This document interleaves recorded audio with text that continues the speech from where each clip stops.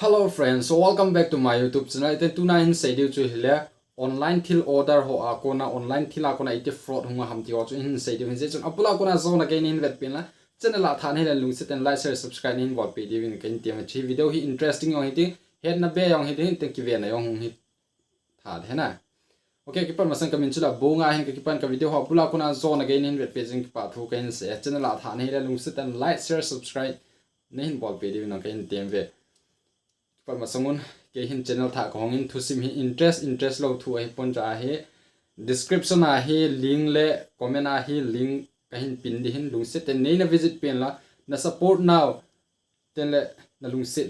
set now cho nei hin ve sa ding chlang hon bol the na bol pe di win ka hin team kin ve da ra panatin iti online thil order ho akona iti fraud chi ham chi ama se pe na question nei di na cha hi iti hin bol ham ti le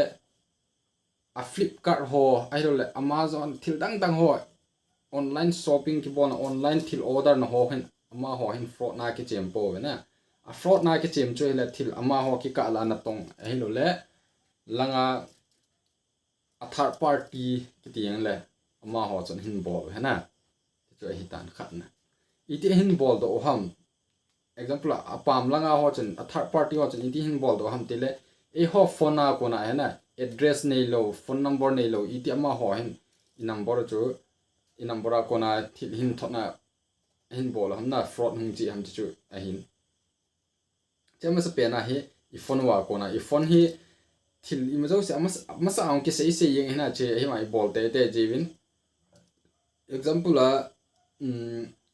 thil apps download no third party apps download nu man loading a ki sei ho iga man ji u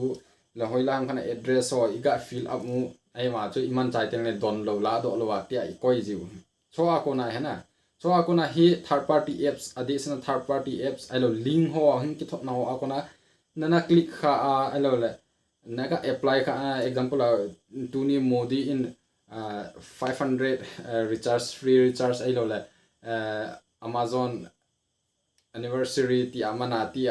ta link thoro imi kha te na address im zo se ifana zo se chu langa hu chi na sim ki se nai sim la yong la document ki pe tho bo na langa che data zo se ma ko ma chi data che te na ip ti ham to la ma im zo se na im zo se he na ko na chu ip hin bol ham te le athil dang hin apply in te na he ma hin zo lo te le technique chom hin man kin na example tu lai ta che pen hi pi ham tele thil order online thil order ho a na thil order le chun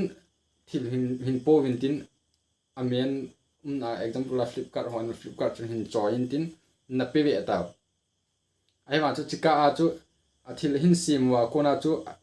a fraud na hong ki chem chu ko ham tele ana tong ho khat na an tong ho chu hin ama se pe na khat chu chi hin te khat chu third party ka te third party hon iti hin bol kin ham ti le ten address ho cho hin chom khom do ten le ama ho hin thil chu na order hi la thil thu chom ta na order la chun pin code hung ten le OTP na pi ngai ama ho a tabang che hi po thil la hin choi diu na hin phone ten thil na order kha hin te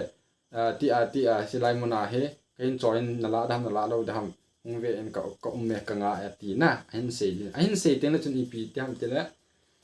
thil chun na vet na pi ama chun na pi hen thil chu ata hi ji nai example sangkha sangni man thil ong chun na pi mai the na ama ho he chip dan ne thil chun na pi ding na pi chai te la nang na order lo hi wa thil chun hung pi yang Flipkart na order ti a na hin pon hum yang le chun la te ngai na la te nei pi chi OTP chi zat hin aman hi chi zat hin OTP chi kain thone OTP nin sei pen ti chu ama pa chon sei te langa third party ki chi mo chon hin sim tai na example na phone na bank account ham cho check ngwa na phone number ra cho ping OTP chi ale no OTP chu chi lai ta chu Flipkart alo le langa thil na order na thila chu hum kha na hum ki ko ma thil order ji achon order aman hung deliver ji acho deliver tai ti na acho OTP hung de OTP chu nei pe na ti te la langa ho cho OTP chu la achi number ti a type thing type chai te la na thil chu in lang na phun ka na to na number a thil killing jo se ela na bank account ki san cho ahin the the na so chen che tu lai ta online thila fraud che lai ta hin lum se ten na ki ven tin min OTP thil